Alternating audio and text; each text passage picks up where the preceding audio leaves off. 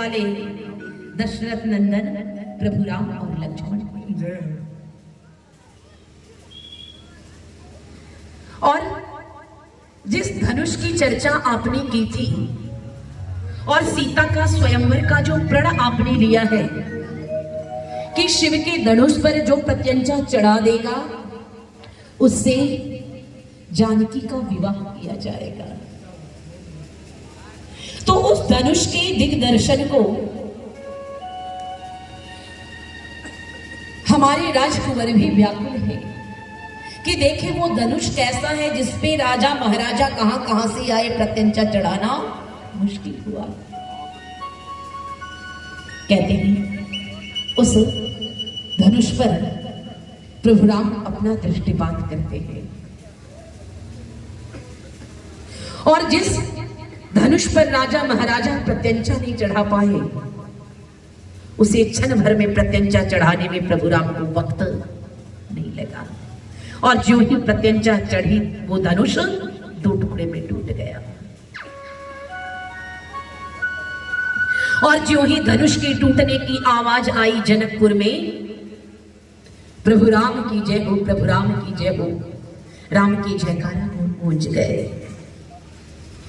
जो जनक अब तक हताश थे, निराश थे, ऐसा महसूस कर रहे थे कि शायद मेरी जानकी के लिए विधाता ने कोई युवराज नहीं रचा है, कोई वीर पुरुष ये धरती वीरों से विहीन हो गई है।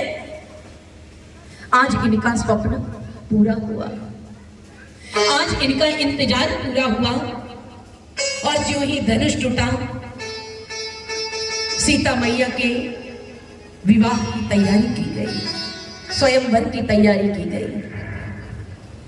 और मेरी बहनों, विचार करना, जिस देश में मूर्खों ने नारा लगा दिया था स्त्री शूद्रो ना धियताम, स्त्री और शूद्र को वेद पढ़ने पढ़ाने का अधिकार नहीं है।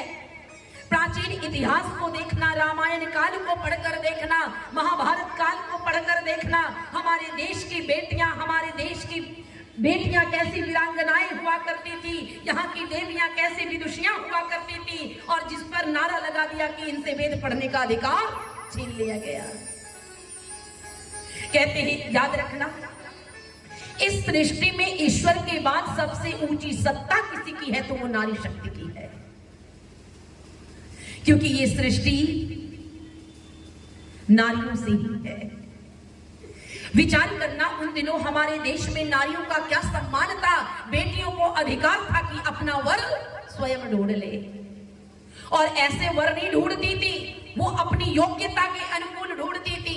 याद करना भारती को, याद करना विद्योत्मा को, विद्योत्मा ने शर्त रखा था जो मुझे शास्त्रार्थ में हरा देगा मैं उसी से विवाह करूंगी।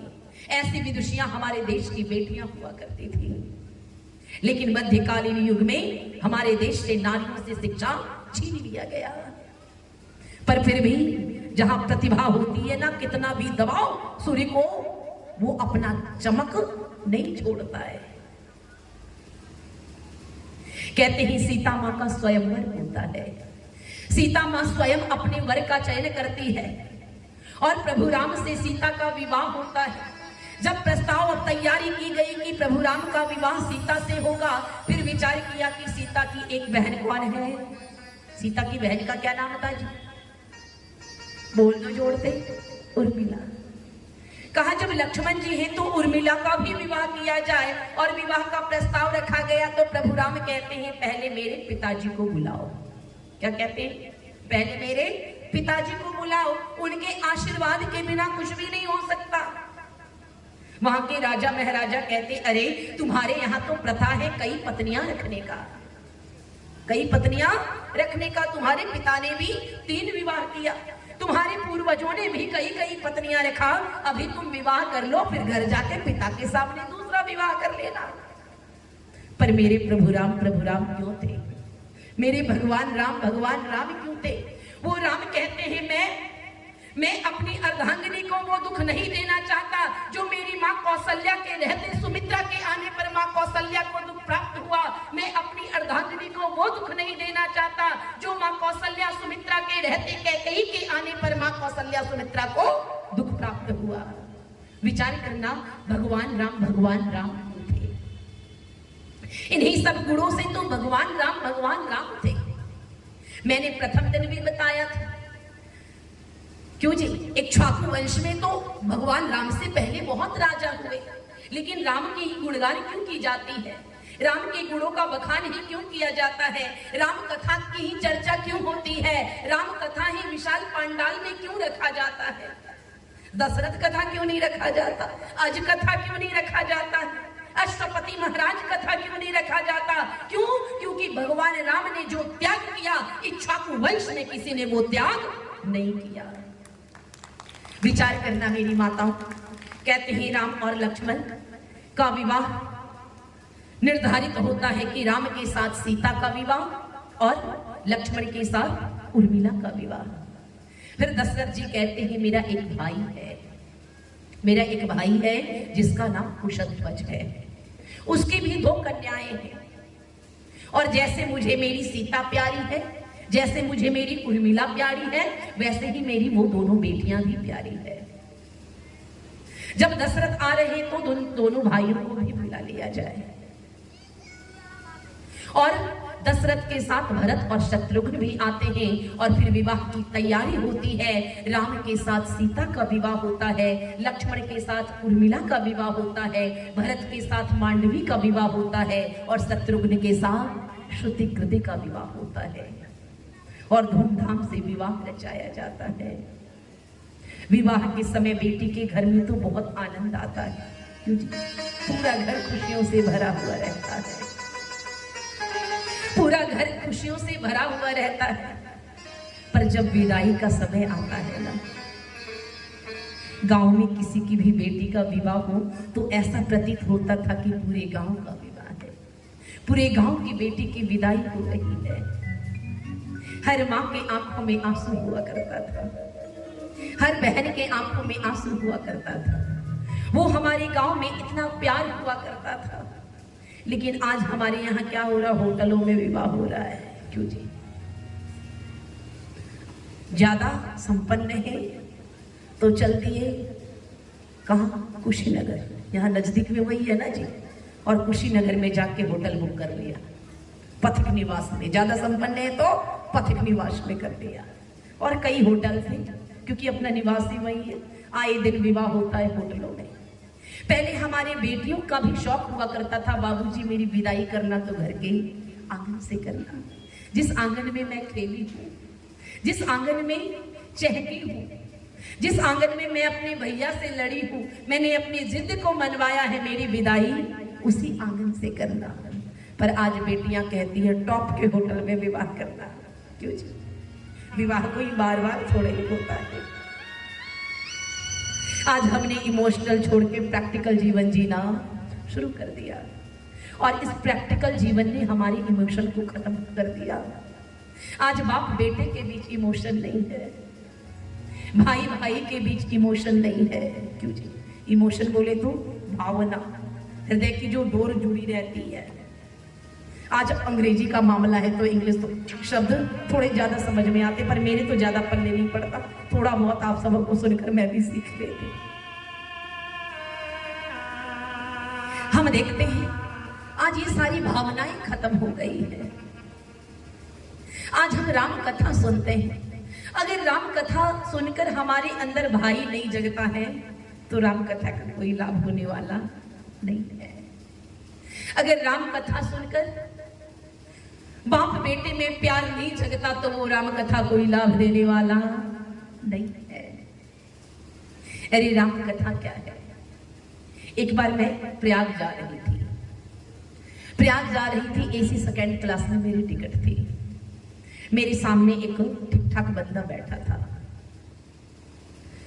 रास्ते में बात हो ही जाती है, थोड़ी बातें हुई तो मैंने भी पूछा, भ्राता जी आप कहाँ जा रहे हो? तो वो बताता कि मैं हाई कोर्ट जा रहा हूँ। मैंने बोला हाई कोर्ट जा रहा हूँ, आप अपने परिवार के बारे में बताओ, धर्म से कितना लगाव है? तो कहता है बहन जी क्या बताऊं, मेरे घर में कोई दिन ऐसा नहीं होता जिस दिन हमारे घर में रामायण का पाठ नहीं होता है। हमारे घर में रामायण का पाठ कोई दिन ऐसा नहीं है कि जिस दिन नहीं होता। हर रोज रामायण का पाठ होता है। मेरे घर के बच्चे को रामायण पूरा याद है, मुझे पूरा रामायण याद है। जिससे पूछो, जहां से पूछो, मैं पूरा बता दूंगा। वाल्मीकि रामायण, रामचरितमानस सबको रट मारा हूं। मैंने पूछा, भाई साहब आप प्रयाग क्यों जा रहे हैं? वो कहता, मैं हाई कोर्ट जा रहा हूँ। कहाँ जा रहा हूँ? High court. मैंने कहा, भाई साहब हाई कोर्ट क्यों जा रहे हो? वो कहता है, छोटे भाई से केस चल रहा है, छोटे भाई से केस चल रहा है। मैंने, भैया किस बात की केस, किस बात का केस चल रहा है, किस बात का मुकदमा चल रहा है? वो कह रहा है, आधा कट्ठा जमीन ज्यादा हड़प लिया है उसने, आधा कट्ठा जमीन पूरा हड़प लिया। मैंने कहा, भाई साहब आपने पूरी रामायण पढ़ी है? वो कहता, हाँ बहन जी मैंने पूरी रामायण पढ़ी है। मैंने बोला, भाई साहब आपको पूरा रामायण याद है? वो कहता है, हाँ पूरी रामायण मुझे याद है। मैंने पूछा, फिर राम भरत भी याद होंगे? कहा, अरे राम भरत क्या, लक्ष्मण शत्रुघ्न भी मुझे याद है। फिर मैंने बोला, भैया भाई राम और भरत का प्रेम भी याद होगा? उसने कहा, हाँ मुझे पूरा याद है। किष्किंधा में जाकर, किष्किंधा पर्वत पर जाकर कैसे भरत ने अपने राम को मनाया था। और मैंने कहा, भैया तुम्हें पूरी रामायण याद है, तुमने जुबान में तो याद कर लिया, तुमने अपने दिमाग में तो याद कर लिया, अगर उस रामायण को तुमने जीवन में धारण नहीं किया तो तुम्हें कोई रामायण याद नहीं है। अरे एक भाई ने एक भाई के लिए राज्य का त्याग कर दिया था, राज्य को फुटबॉल की भांति बना दिया गया। बड़ा भाई लात मार रहा, कह रहा, नहीं भैया ये राज्य तेरा है, मेरी प्यारी कैकेयी माँ चाहती है इस राज्य का अधिकारी तू बने, इस राज्य का राजा तू बने, इसलिए इस राज्य मेरा, ये राज्य मेरा नहीं, ये राज्य तेरा है। और भरत कहते, ना भैया रघुकुल की रीति चली आई है, घर का बड़ा बेटा ही पिता का उत्तराधिकारी होता है, इसलिए ये राज्य मेरा नहीं, ये राज्य तेरा है। मैंने कहा, भाई साहब आपने पूरी रामायण पढ़ी, पूरी रामायण पढ़ी है, राम भरत के प्रेम को पढ़ा ही नहीं होता, समझा होता, जीवन में धारण किया होता, तब तुम्हें रामायण का लाभ होता। वो खड़ा होता है, सामान पैक करता है, कहता है, बहन जी मैं अब उतरता हूं। मैंने कहा, भाई साहब प्रयाग तो आया नहीं, भाई साहब अभी प्रयाग तो आया नहीं, आपको तो हाईकोर्ट जाना था, मुकदमा था। कहा, आपने मेरी आंखें खोल दी। अरे मैं भाई से जाकर माफी मांग लूंगा, कह दूंगा तू आधे कट्ठे की बात करता है, अरे पूरी जायदाद तुम्हारी है, मैं अपने भाई से माफी मांग लूंगा। अरे संपत्ति तो बहुत मिल जाएंगे पर तुम्हारा भाई मिलने वाला नहीं है। मेरे भाइयों, रामायण का लाभ ये होना चाहिए, क्यों जी? रामायण का लाभ ये होना चाहिए। पर आज हम रामायण का पाठ करते हैं, हम रामायण का श्रवण करते हैं, दिन रात सुंदरकांड का पाठ करते हैं, लेकिन घर में क्या होता है? विचार करना, चारों भाइयों का विवाह होता है। दशरथ जी अपने दोनों बेटे के साथ पहुंचते हैं, भरत और शत्रुघ्न को लेकर चारों भाइयों का और चारों बहनों का विवाह होता है। और विदाई का समय आता है, और जब विदाई का समय आता है तो पूरा जनकपुर रो रहा है, आंखों में आंसू है, आंखों में आंसू है, सब रो रहे हैं। अरे स्त्री पुरुष रो रहे हैं, सो रो रहे हैं, बच्चा बच्चा रो रहा है कि सीता जनक से विदा होकर अयोध्या को जा रही है। पशु पक्षियों के आंखों में आंसू है। और मेरी बहनों, कहते हैं उस समय जनक जी अपनी बेटी को की विदाई करते हैं, और विदाई के समय क्या कहते हैं? बेटी जहियो तू प्यो के मकान, बाबा के लाज रखियो, बेटी जहियो तू प्यो के मकान, बाबा के लाज रखियो, बेटी जहियो तू प्यो के मकान, बाबा के लाज रखियो।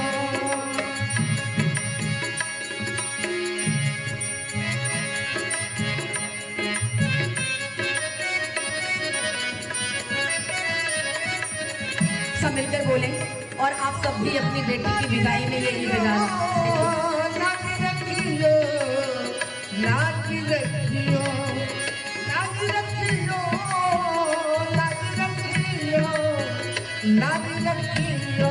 बेटी जहियो तू, बेटी जहियो तू प्यो के मकान, बाबा के लाज रखियो, बेटी जहियो तू प्यो के मकान, बाबा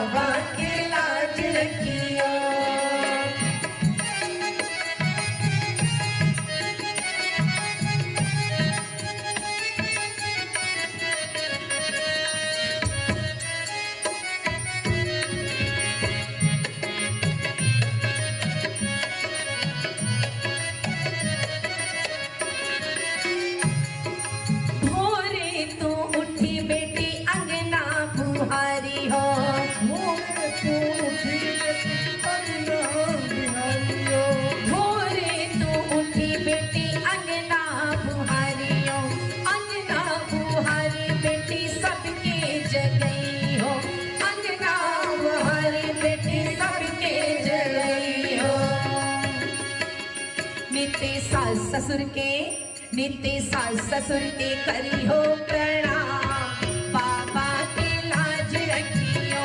नित्य सास ससुर के करी हो प्रणाम, बाबा के लाज रखियो।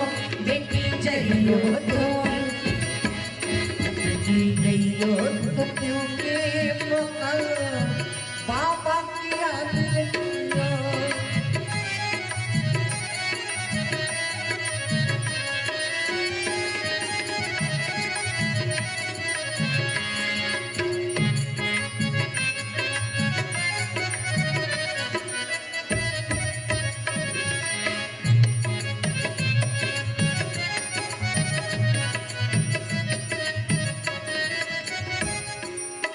कहा पिता अपनी बेटी से कह रहा, माँ अपनी बेटी से कह रही,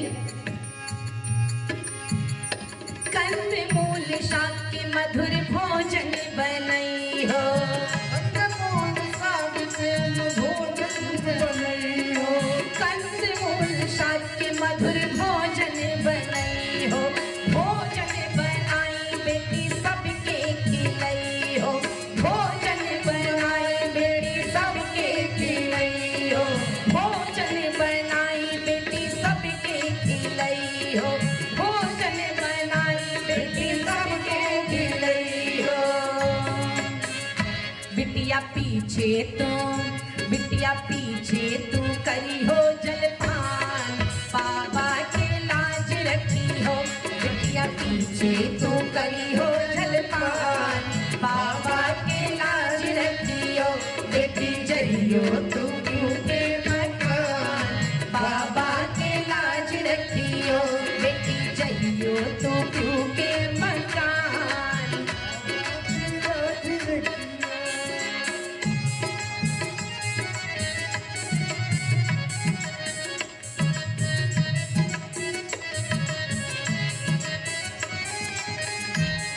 हमारे पत्रकार महोदय हर पत्र में, हर अखबार में सूचना दे रहे हैं, हृदय से इनका स्वागत करती हूँ, सम्मान करती हूँ। बेटी जइयो तो क्यों के मकान, बाबा की याद रखियो।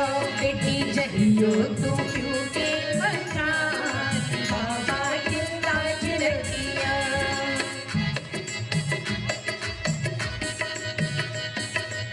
आज कल शाम में अरुणा जी से चर्चा चल रही थी, कह रहे थे बहन जी अगर मेरी बेटियां होती ना तो किसी चीज की कमी नहीं होती, आपको उठने तक नहीं देती, इतनी सेवा करती।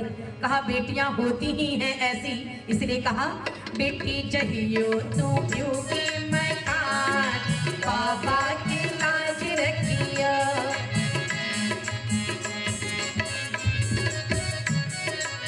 बाबा की याद रखियो।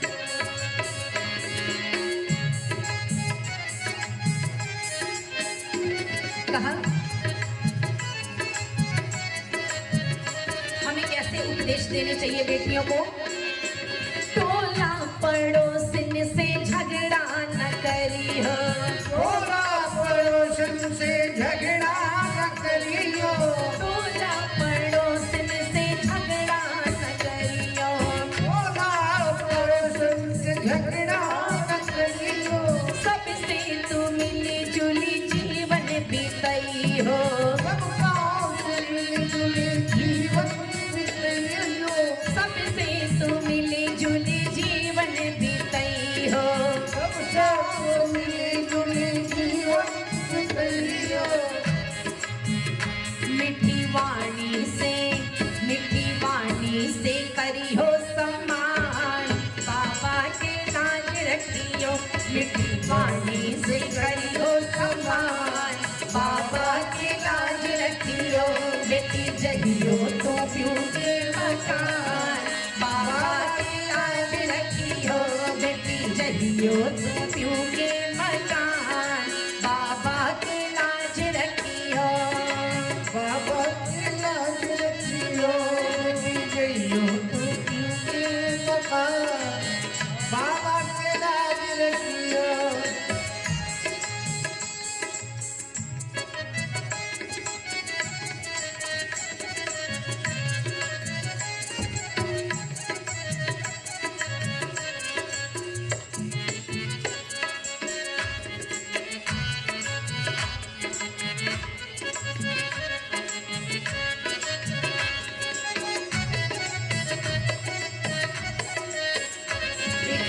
जहियो तू प्यू के मकान, बाबा के लाज रखियो। बेटी जहियो तू प्यू के मकान, बाबा के लाज रखियो। बेटी जहियो तू प्यू के मकान, बाबा के लाज रखियो। बेटी जहियो तू प्यू के मकान, बाबा के लाज रखियो। बाबा के लाज रखियो, बाबा के लाज रखियो। विचार करना मेरी माताओं, चारों बहनों की विदाई होती है और जब विदाई होती है तो रास्ते में किससे मुलाकात होती है जी? ऋषि परशुराम से मुलाकात होती है। और जब धनुष टूटने की सूचना परशुराम के कान में आती है तो वो रौद्र रूप धारण करके आते हैं स्वयं राम के सामने और पूरी बारात के साथ। राम लक्ष्मण भरत शत्रुघ्न चारों भाई हैं, स्वयं दशरथ है, पूरे सैनिक है। और वहां परशुराम कहते हैं किस वीरता का प्रदर्शन करके आए हो? तुम्हें अपनी वीरता पे अभिमान है? मुझे तो लगा था क्षत्रियों से शून्य कर दिया है मैंने इस पृथ्वी लोक को। अगर तुम्हारे अंदर इतनी वीरता है तो इस धनुष पर प्रत्यंचा चढ़ाकर दिखा दो। कहते हैं उस परशुराम द्वारा दिए हुए धनुष पर प्रत्यंचा चढ़ाते हैं और वो धनुष भी टूट जाता है। और उनके रौद्र रूप को देखकर राम भी कहते हैं देखो क्रोध भी दो प्रकार का होता है। क्योंकि राम ने भी क्रोध किया था, पर राम ने क्रोध नहीं किया था, मन्यु किया था। कृष्ण ने क्रोध नहीं किया था, मन्यु किया था। जब हम यज्ञ करते हैं तो कहते हैं ओम मन्यु असि मन्यु मैं देई, हे परमपिता परमात्मा मुझे मन्यु दो। मन्यु का अर्थ क्रोध भी होता है, लेकिन मन्यु और क्रोध में अंतर होता है। कहा जो रावण को आया था वो क्रोध था, रावण को जो आया था वो क्रोध था, पर जो राम को आया था वो मन्यु था।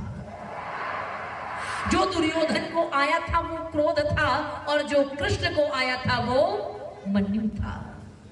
अगर अन्याय को देखकर आपके अंदर क्रोध नहीं जगता है तो आप मनुष्य नहीं हो। कहा अन्याय को देखकर अन्याय के खिलाफ आवाज उठाते हैं उसे क्रोध नहीं, उसे मन्यु कहते हैं। परशुराम के क्रोध को देखकर भगवान राम के अंदर मन्यु जगे और उनको शांत करने के लिए उन्होंने भी अपने रौद्र रूप को धारण किया और फिर परशुराम शांत होते हैं और फिर विदाई होकर अयोध्या नगरी पहुंचते हैं।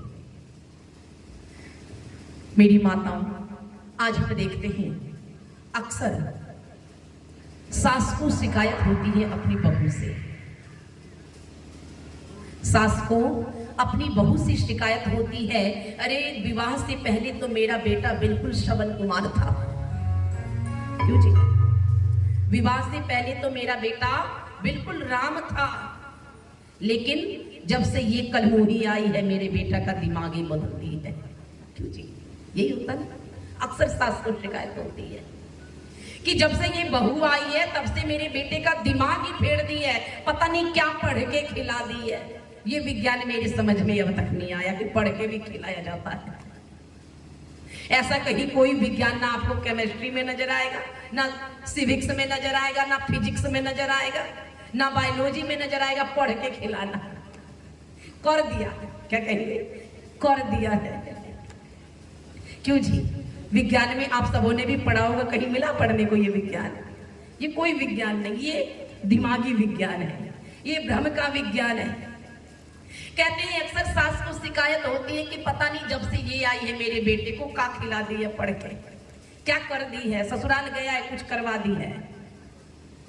मेरी बहनों एक बात विचार करना, मेरी माताओं विचार करना, अगर बहू के आने से बेटा बदल गया होता, अगर बहू के कारण बदला होता तो विचार करना अयोध्या नगरी में 4 बहुएं इकट्ठी आई थी। अयोध्या नगरी में 4 बहुएं इकट्ठी आई थी, राम के साथ सीता, लक्ष्मण के साथ उर्मिला, भरत के साथ आप लोग बोलो मांडवी और शत्रुघ्न के साथ श्रुते कृते। ये सारी बातें हमें आप लोगों से बुलवाती ताकि आप लोगों को याद हो, और आप लोगों को याद रहेगा तो हमारी संस्कृति जिंदा रहेगी। हमने याद करना छोड़ दिया अपने इतिहास को, अपनी संस्कृति को, अपने संस्कार को, तो देखो आज हमारा बंटाधार होते जा रहा है। विचार करना, अगर बहू के आने से बेटा बदल गया होता, माता पिता का सम्मान खत्म हो गया होता, तो 4-4 बहुएं अयोध्या नगरी में आई थी, लेकिन कोई माता पिता के सम्मान में परिवर्तन नहीं आया। अरे दोष होता है तो कहां होता है? हमारे निर्माण में दोष होता है। अगर हमने जड़ को मजबूत किया होता तो पेड़ जल्दी गिरता नहीं, लेकिन हमने जड़ को ही कमजोर किया। आज बेटा आपका क्यों नहीं सुनता? क्योंकि आपने भी अपनी सास का, क्यों जी? आज बेटा क्यों नहीं सुनता? क्योंकि आपने भी अपनी सास का नहीं सुना था। वो बचपन से देखता था दादी जो कहती ठीक अम्मा उसका उल्टा करती है। जब छोटा था ना, नन्हा सा, हम सोचते नन्हा सा बालक है, उसके सामने जो भी करो ये तो ना समझ है, नादान है, यही समझ होती है ना। बच्चों के सामने पति पत्नी झगड़ पड़ते, सास को गड़िया लेती है बहुएं, ये सोच के ये तो बच्चा नादान है, ये थोड़ी समझता है। पर मेरी बहनों याद रखना, इसे पता है क्या कहते हैं? खोपड़ी। क्या कहते हैं? खोपड़ी। कहा जन्म जन्मांतर के संस्कार और शिक्षा इसके अंदर खोए पड़े रहते हैं, इसलिए इसको खोपड़ी कहते हैं। वो अपने पूर्व जन्म के संस्कार भी लेकर आया है, अपने पूर्व जन्म की स्मृति लेके आया है, पूर्व जन्म के स्मरण लेके आया है, पूर्व जन्म की समझ लेकर आया है। ये मत सोचना कि वो देख रहा सीख नहीं रहा है। आज आपकी बहू अगर आपकी नहीं सुनती, क्योंकि आपने अपनी सास की नहीं सुनी थी, बचपन से आपके बेटे ने भी यही देखा मेरी अम्मा कभी दादी की नहीं सुनी, तो वो भी कभी अपनी अम्मा का नहीं सुना। याद रखना मेरी माताओं, ये रामायण हमें क्या सीख देती है? कहते हैं चारों बहुएं विदा होकर आती हैं, चारों बहनें अयोध्या आती हैं, बड़ा अच्छे से समय बीत रहा। और थोड़े दिन के बाद भरत को और शत्रुघ्न को कहां भिजवा दिया जाता? कैकेयी के मायके। भरत अपने ननिहाल चले जाते हैं, भरत शत्रुघ्न दोनों को ननिहाल भेज दिया जाता है। और फिर थोड़े समय के बाद सारे मंत्री परिषद की इच्छा है कि दशरथ अब बुजुर्ग हो चले, अब इनकी अवस्था काफी हो गई है और भगवान राम योग्य हो गए हैं, अब इस राज्य का दारोमदार राम को दे दिया जाए। और सारी प्रजा भी चाह रही, सारी अयोध्या की प्रजा चाह रही कि राम अयोध्या के राजा बन जाए। और प्रजाओं के बीच राम से इतना प्रेम क्यों है? प्रजाओं का प्रेम राम से ही इतना क्यों है? लक्ष्मण से इतना क्यों नहीं? वो लक्ष्मण के लिए क्यों नहीं चाह रहे? भरत के लिए क्यों नहीं चाह रहे? शत्रुघ्न के लिए क्यों नहीं चाह रहे? तो याद रखना, कहते हैं जब भगवान राम बाल्यावस्था में थे, थोड़े समझदार हुए थे, किशोरावस्था में गए, तो वो अयोध्या के प्रजाओं के बीच सामान्य सा रूप धारण करके जाते थे, और ये पता करने के लिए कि राजकाज ठीक ठाक तो चल रहा, कोई दुखी तो नहीं है। और आम जनता बन के घूमते थे, पता करते थे किसी बात की परेशानी, अगर कोई समस्या आती थी तो वो आकर राज्य में रखते थे और मंत्री परिषद उस पर विचार करता था और उसका निदान किया जाता था। इसलिए सारी अयोध्या की प्रजा भी चाह रही राजा बने तो कौन बने? राम बने। सारी प्रजाओं की इच्छा है, सारी मंत्रिमंडल भी यही चाह रहे। अब तक तो तीनों माताओं की इच्छा भी है, अब तक तीनों माताएं भी चाह रही कि राम राजा बने।